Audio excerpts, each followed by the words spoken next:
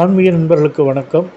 இப்போ நம்ம கயாவில் இருக்கக்கூடிய 2 கோயில்களை பார்க்க போகிறோம். முதல்ல பார்த்துட்ருக்கிறது மங்கள கௌரி கோயில்.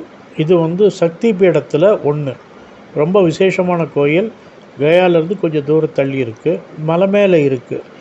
இந்த கோயிலில் என்ன விசேஷம் அப்படின்னா, பகவான் ஈஸ்வரனுக்கு தனி சந்நிதியும், அம்பாள் ஒரு குகை மாதிரி இருக்குது, அதுக்குள்ளே குனிஞ்சி போய் தான் பார்க்க முடியும், தலையை குனிஞ்சி போய் பார்க்கணும்.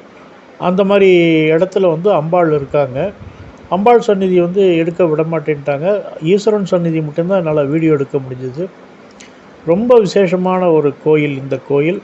இங்கே என்ன பிரார்த்தனை பண்ணாலும் இது கட்டாயம் நடக்கும் அப்படிங்கிறாங்க. அடுத்து நம்ம பார்க்க போகிறது என்ன அப்படின்னா, ஜனார்தனன் கோயில்.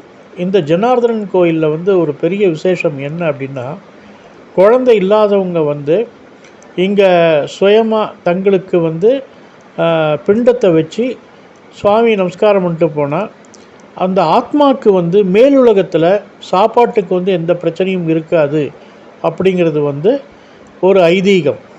இந்த கோயில் ரொம்ப பழமையான கோயில். இப்போ நம்ம பார்த்துட்டு இருக்கிறது மங்கள கௌரி கோயில்.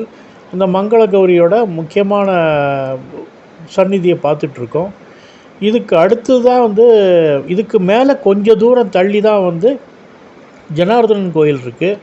அந்த ஜனார்தனன் கோயிலில் என்ன விசேஷம் அப்படின்னா, நமக்கு நாமே பிண்டம் கொடுத்துக்கலாம். அப்படி பிண்டம் கொடுக்கும்போது நாம் இறந்துட்டோம்னா ஜனார்தனனே நமக்காக ஈமக்கிரியைகள் செய்கிறதா ஒரு ஐதீகம். இந்த கோயில் ரொம்ப பழமையான கோயில்.